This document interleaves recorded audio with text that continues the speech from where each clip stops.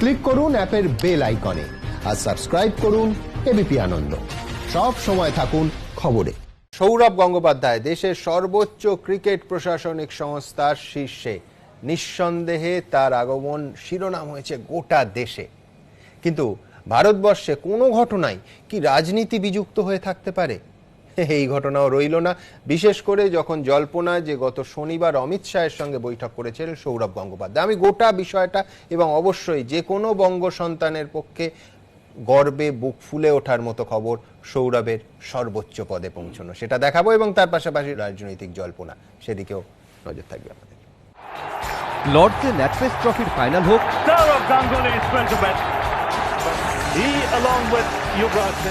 বা ইডেন টেস্টে ফলো অনের পর অস্ট্রেলিয়াকে হারানো, শেষ মুহূর্তে খেলা ঘুরিয়ে দেওয়া বরাবরই এই বাঁহাতের খেল। ভারতীয় ক্রিকেট বোর্ডের সভাপতি নির্বাচনেও সেই অভ্যেস ধরে রাখলেন সৌরভ গঙ্গোপাধ্যায়। স্লগ ওভারে ছক্কা হাঁকিয়ে 22 গজের মহারাজ এবার বসতে চলেছেন ভারতীয় ক্রিকেটের সিংহাসনে। There's a lot of work to do.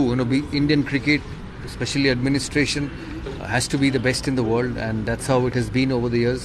For the last 3 years, as you all know, as I said, it was a type of an emergency situation, and hopefully it's going to be normal and smooth functioning from here now on. For me, my biggest focus will be first-class cricket.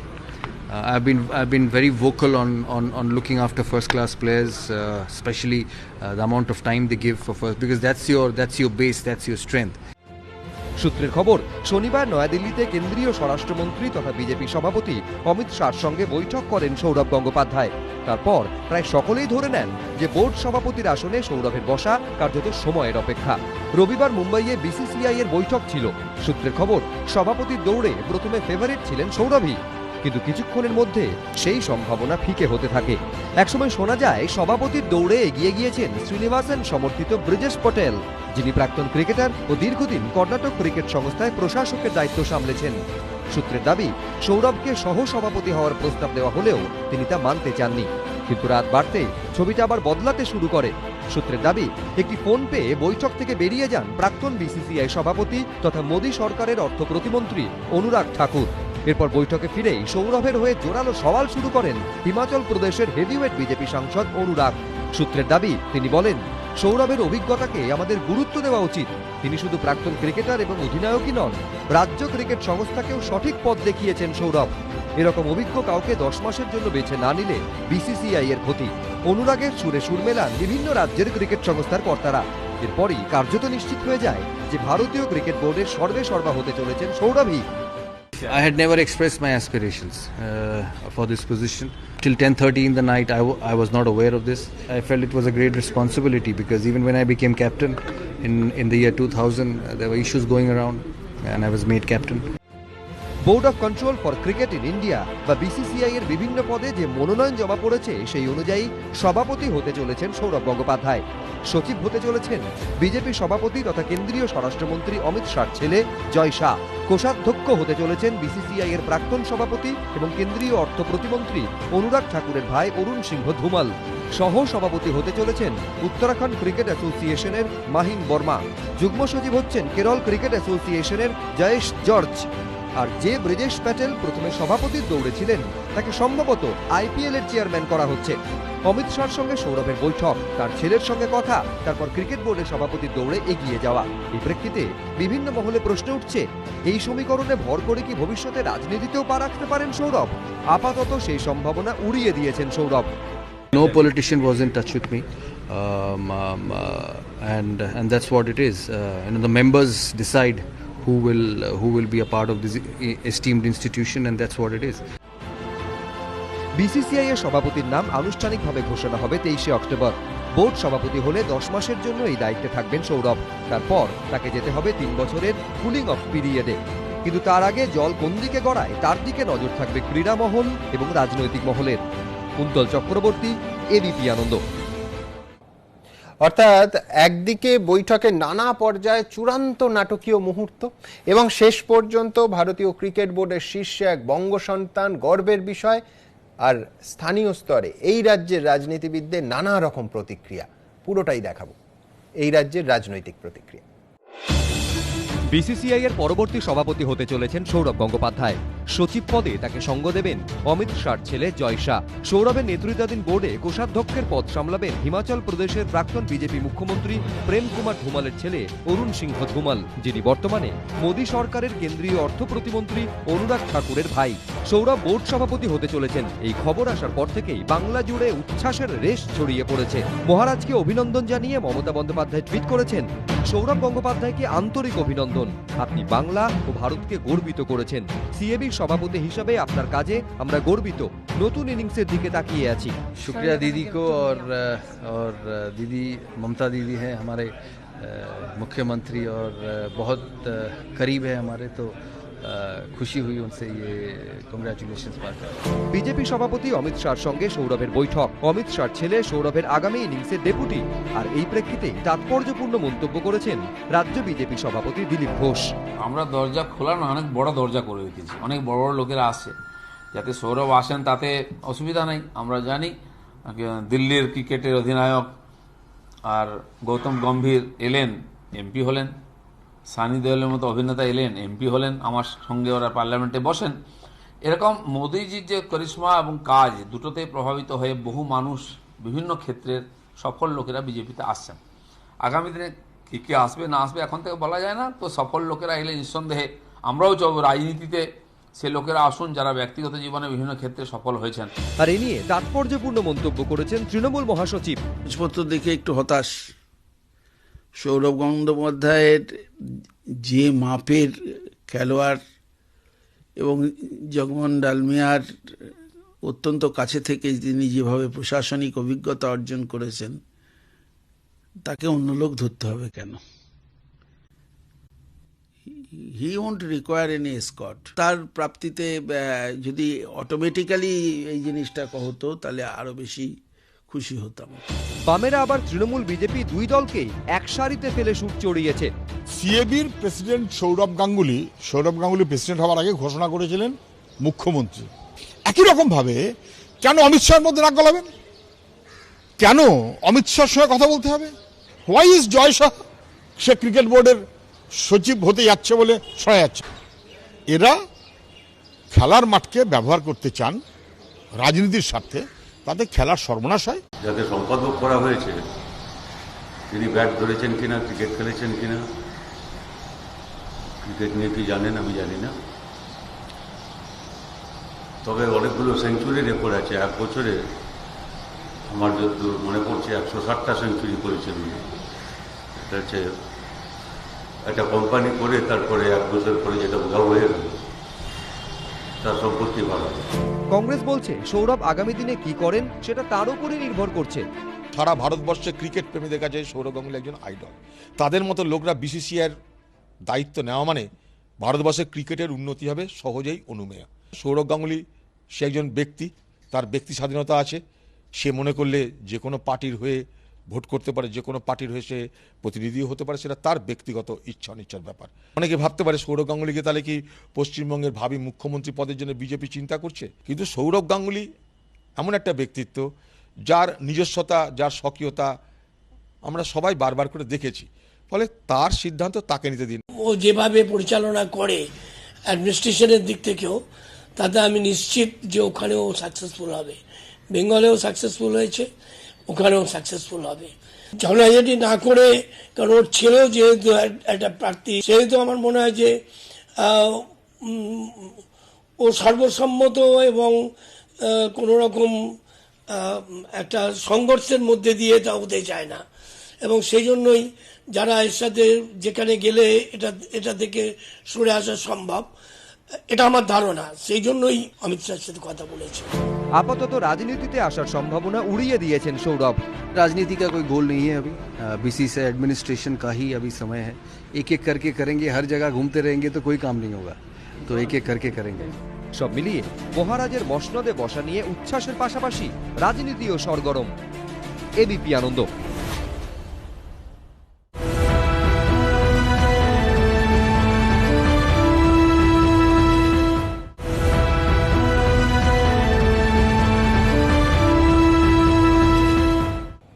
Pranab, আমি দুটো প্রতিক্রিয়া নিয়ে আপনার কাছে আসবো। এক হচ্ছে পার্থ চট্টোপাধ্যায়, যিনি অভিনন্দন জানিয়েও বলছেন যে আমি হতাশ, তার কারণ সৌরভ যে মাপের খেলোয়াড় এবং জগমোহন ডালমিয়ার কাছ থেকে যেভাবে প্রশাসনিক অভিজ্ঞতা সংগ্রহ করেছেন তাতে অন্য লোক ধরতে হবে কেন, he won't require any escort, প্রাপ্তিটা যদি অটোমেটিক্যালি হতো তাহলে তিনি খুশি হতেন পার্থ চট্টোপাধ্যায়। এবং সুজনবাবু, যে অমিত শাহের সঙ্গে বৈঠক করতে হবে কেন?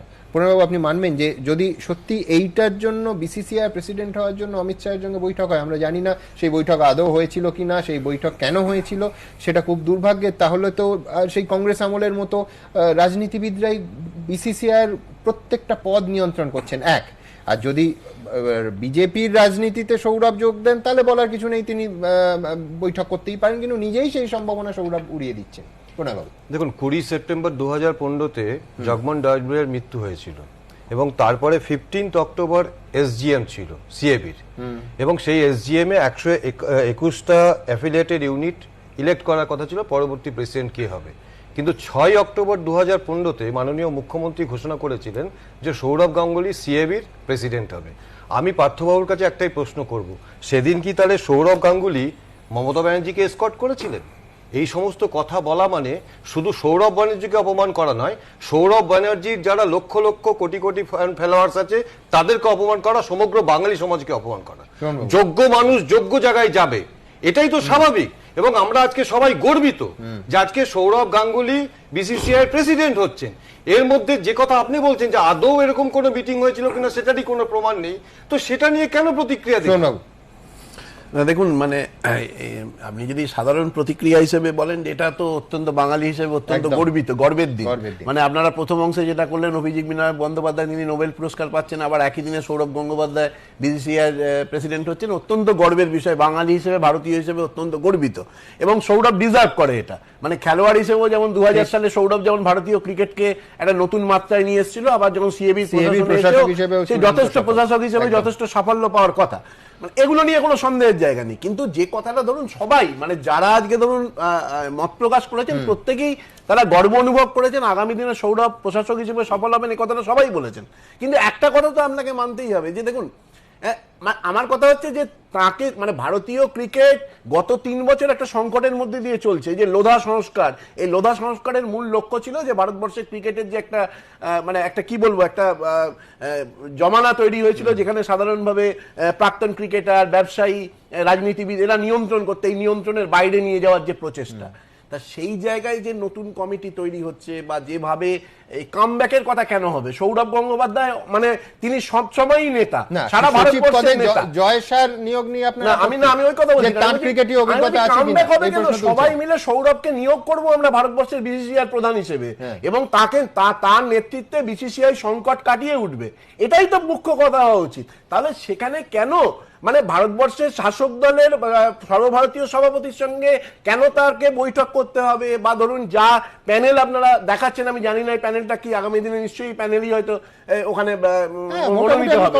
তাহলে এই জায়গাটা পরিষ্কারভাবে বোঝা যাচ্ছে যে লক্ষ্যে ধরুন এই লোধা সংস্কার হয়েছিল, বা যেভাবে আমরা এই মানে এই এটাকে ভাঙার চেষ্টা হয়েছিল, সেই জায়গাটা তো কিন্তু অসফল হয়ে যাচ্ছে। আজকে ধরুন জয়সা নিয়ে আমার কোনো ব্যক্তিগত আপত্তি নেই, তিনি গুজরাটের ক্রিকেট প্রশাসনের প্রধান, সেই জায়গা থেকে তিনি আসছেন। কিন্তু আমার কথা হচ্ছে যে এই নিয়োগ পদ্ধতিটা কেন পরিচালিত হবে বিজেপির সভাপতির দ্বারা? কেন অনুরাগ ঠাকুরকে আপনারাই বলছেন যে মিটিং ফোন মুখ্যমন্ত্রী কি করে? আমার কথা হচ্ছে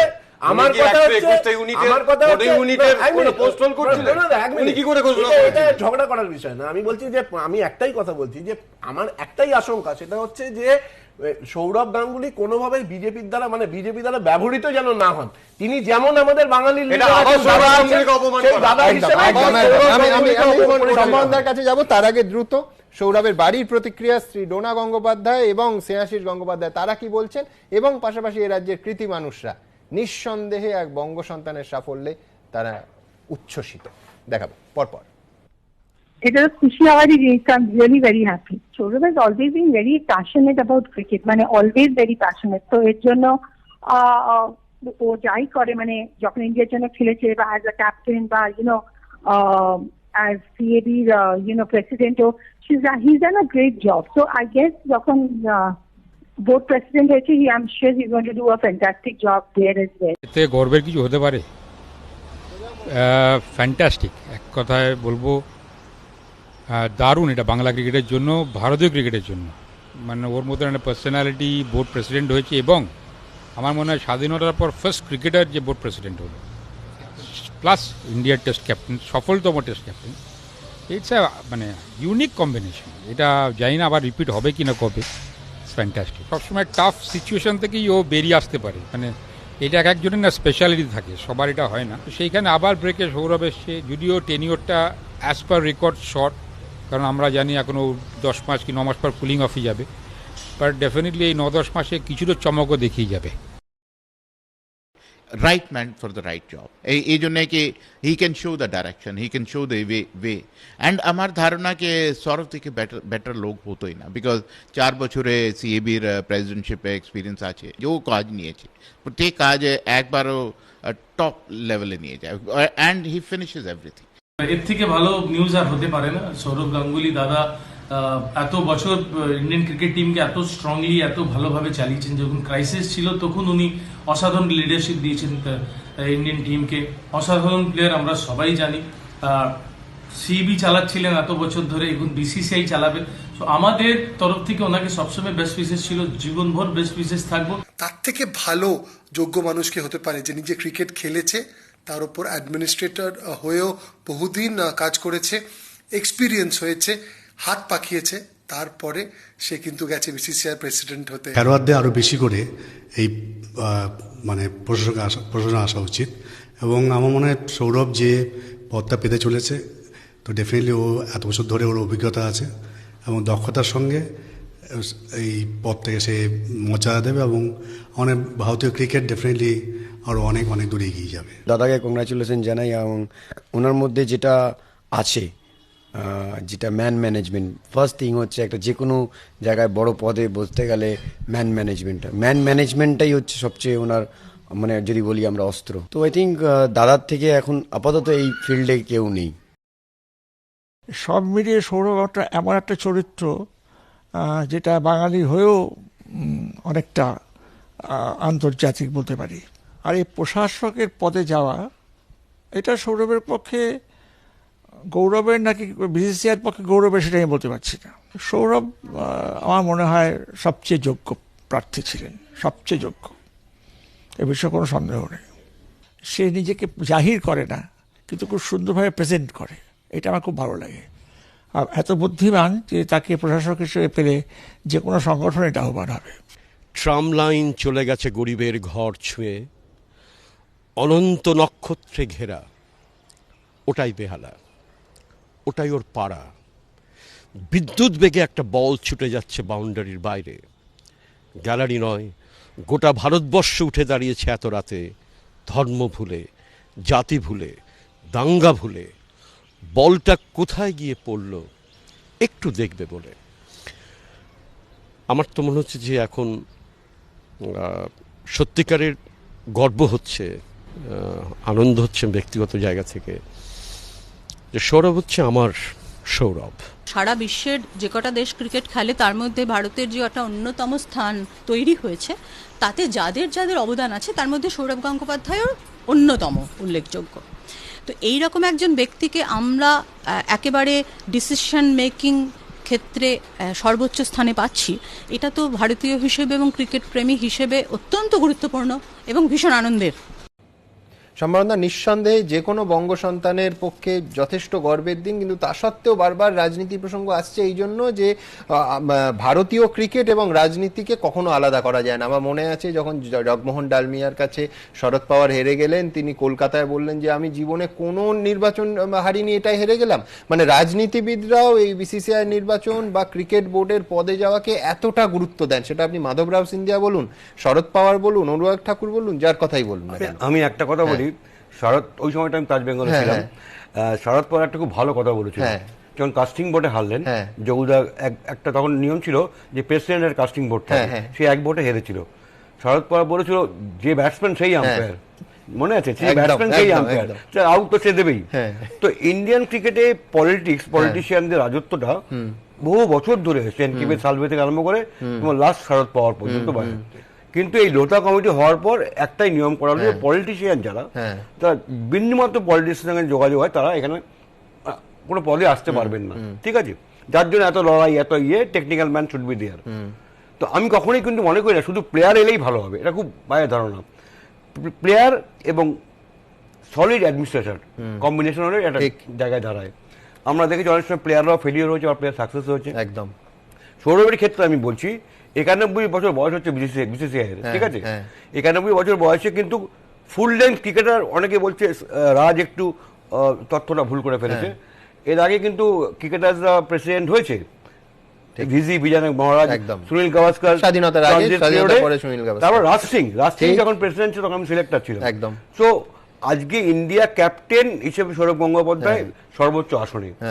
ও যেটা যে কথাটা বললো, সময় খুব কম, কুলিং পিরিয়ড তো 10 মাস। কিন্তু আরেকটা জল্পনা আছে, আমি আবার বলছি জল্পনা, এই 9 বা 10 মাস কুলিং পিরিয়ডের মধ্যে এই বিজেপি সরকার একটা ক্রিকেট বিল আনবে যেখানে কুলিং পিরিয়ডটাকে ওয়েভ অফ করে দেওয়া হবে, বিলে সেটা থাকবে না, সেটাও আমি কিছু, এবং সেই বিল রাজনৈতিকভাবে এখন পাস হওয়ার সম্ভাবনা যথেষ্ট। আমি সম্ভাবনার কথা বলছি, কিন্তু আমি বলছি পাশাপাশি সম্বরণদা এই ঘটনা যেটা সম্পূর্ণ ক্রিকেটীয় বলা যেত, সেখানে জল্পনা এমনকি 2021-এ বিজেপির হয়ে দিদিভাই এবং দাদাভাইয়ের লড়াই হবে কিনা এই জল্পনা অবধি রাজনৈতিক মহলে চর্চা শুরু হয়ে গেছে। এটা কিন্তু টস করার আগেই ফিল্ডিং নিয়ে নেওয়া হলো, একদম টস করার আগেই ফিল্ডিং নিয়ে নেওয়া হলো। সৌরভ শুধু দুটো শব্দ বলেছে, আমি দর্শকদের আরেকবার মনে করিয়ে দেবো, খুব ইন্টারেস্টিং লেগেছে এবং ব্রিলিয়েন্ট, কোনো এ নিয়ে সন্দেহের অবকাশ নেই। এক কোট আনকোট সৌরভ গঙ্গোপাধ্যায়, রাজনীতি কা কোই গোল নেই হ্যায় অভিটা খুব গুরুত্বপূর্ণ, এখন নয়, অর্থাৎ ভবিষ্যতে রাজনীতির কথা সৌরভ উড়িয়ে দিচ্ছে না। 1, 2 হচ্ছে রাজনীতি প্রসঙ্গে পরের বাক্যেই বলছেন যে এক কারকে করেঙ্গে, অর্থাৎ রাজনীতির রাস্তায় আমি হাঁটবো না, এই প্রতিশ্রুতি সৌরভ গঙ্গোপাধ্যায় দিচ্ছেন না। না, সেটা তো ভবিষ্যতের ব্যাপার। আমি তবে আমার যেটা মনে হচ্ছে বড় হিউম্যান ক্রাই হচ্ছে পলিটিক্স নিয়ে, মানে politician influence it's too early to say.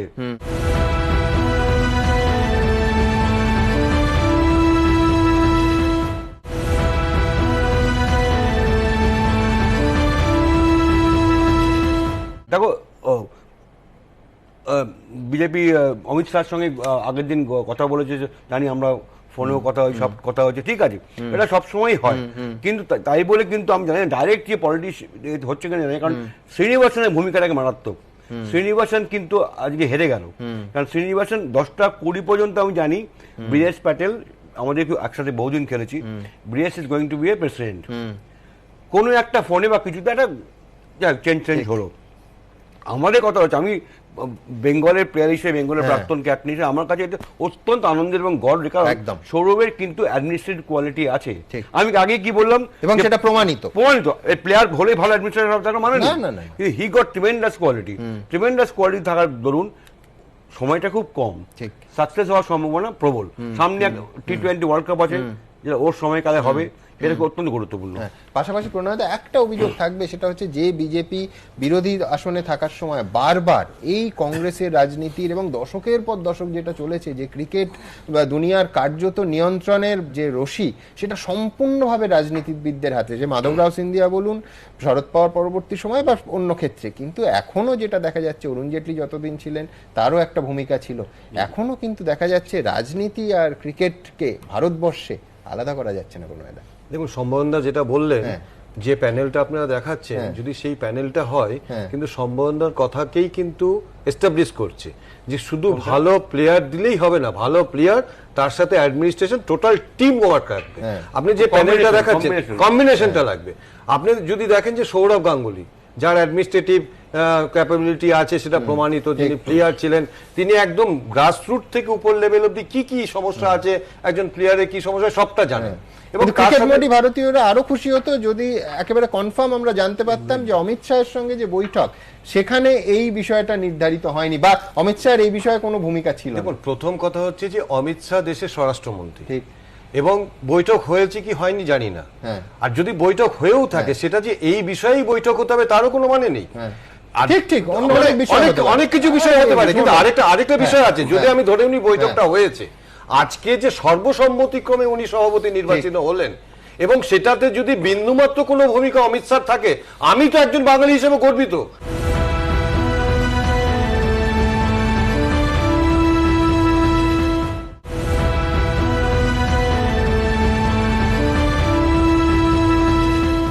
আমি একজন বাঙালি হিসেবে অভিনন্দন জানাবো অমিতজিকে যে একজন সর্বসম্মতিক্রমে একজন যোগ্য ব্যক্তিকে ওই নির্বাচন থেকে এড়িয়ে যিনি সভাপতি করতে পেরেছেন, যদি আপনাদের জল্পনা সত্যি হয়। না, আমার কথা হচ্ছে দেখুন, বিসিসিআই তো একটা স্বশাসিত সংস্থা। আমি জানি না প্রণয়দা এটা কি করে বললেন যে স্বরাষ্ট্রমন্ত্রী হলেই তিনি কি ওটাতে অংশগ্রহণ করতে পারেন? তাহলে যে দেখা করতে পারে। আমার কথা হচ্ছে দেখুন তো, আমার কথা হচ্ছে লোধা সংস্কারের মূল কারণটা কি ছিল? তাহলে তো পুরো প্রক্রিয়াটাই বাস্তবায়িত হবে না। রাজনীতিবিদরা নিয়ন্ত্রণ করেছে তো। মাধব, আপনার তো নিশ্চয়ই স্মরণে আছে, এটা সম্ভবত আরো ভালো করে জানেন, মাধবরাও সিন্ধিয়ার সঙ্গে যখন জগমোহন ডালমিয়ার যে বোর্ড প্রেসিডেন্ট হওয়ার যে লড়াই, সেই লড়াই তো তখন তো কংগ্রেস ক্ষমতায়, কংগ্রেসও তো ব্যবহার করেছে সেটাকে। আমি বলছি না সেটা সেই জায়গায় কোনো নেই। তাহলে সংস্কারটা কোথায় হলো? ধরুন, যে বংশানুক্রমিক শাসনতন্ত্রকে নিয়ে কংগ্রেসকে এত বেঁধে, তাহলে তার স্বরাষ্ট্রমন্ত্রীর ছেলে, সর্বভারতীয় বিজেপির সভাপতির ছেলে আজকে যখন সচিব হচ্ছেন, সচিব হচ্ছে দ্বিতীয় গুরুত্বপূর্ণ পদ বিসিসিআই, তাহলে সেই যে অভিযোগটা, বংশানুক্রমিক শাসনতন্ত্রের যে অভিযোগটা, সেই অভিযোগটা কি আদৌ বাস্তবায়িত থাকে? সৌরভ সবসময় ওয়েলকাম, বাঙালি হিসেবে সবসময় আমরা চাইবো সৌরভকে, কিন্তু সেটা কেন একজন রাজনীতিবিদের মাধ্যমে? কেন বলছি উত্তর, মানে আপত্তিটা ওই জায়গাতেই যে একজন রাজনীতিবিদ নিজে নির্ধারণ করে দিচ্ছেন Sourav Gangopadhyay by and large best candidate. Sourav Ganguly যেমন 2000 সালে ভারতবর্ষের ক্রিকেটকে একটা সংকট থেকে উদ্ধার করেছিলেন, ভারতীয় বোর্ডকেও সংকট থেকে উদ্ধার করবেন, সেই বিশ্বাস আমার আছে। আমি দ্রুত আপনাদের দেখাতে চাইবো যে এই রাজনীতির সঙ্গে ভারতীয় ক্রিকেটের কাছাকাছি আসা, যেটা প্রায় একটা সময় আলাদা করা মুশকিল হয়, সেই ইতিহাস। কিন্তু তার আগে আবার বাঙালি হিসেবে নিঃসন্দেহে অভিজিৎ বিনায়ক বন্দ্যোপাধ্যায়ের বিশ্ব মঞ্চে তার জায়গা এবং নোবেল প্রাপ্তির ঘোষণায়, সস্ত্রীক নোবেল প্রাপ্তির ঘোষণায় বাঙালির মাথা উঁচু হলো, এবং জাতীয় ক্ষেত্রে ক্রিকেট প্রশাসনের সর্বোচ্চ চেয়ারে সৌরভ গঙ্গোপাধ্যায়ের অভিষ্ঠান নিঃসন্দেহে আজকে বাঙালির জোড়া খুশির দিন। আমি দেখব ওই যেটা নিয়ে এতক্ষণ বিতর্ক হচ্ছিল, ক্রিকেট আর রাজনীতি সত্যি আলাদা করা যায় কি? দেখুন, একসময় ক্রিজে সচিন তেন্ডুলকারের সঙ্গে জুটি বেঁধে রানের ফুলঝুড়ি ছুটিয়েছেন। এবার বিসিসিআই এর সভাপতি হিসেবে নতুন ইনিংসে সৌরভের পার্টনার বিজেপি সভাপতি অমিত শাহর ছেলে তথা গুজরাট ক্রিকেট অ্যাসোসিয়েশনের সভাপতি জয় Shah. Jay has been even more senior to me. 11 years he's been in the board, looking after cricket, looking after Ahmedabad cricket, Gujarat cricket, and developing facilities there.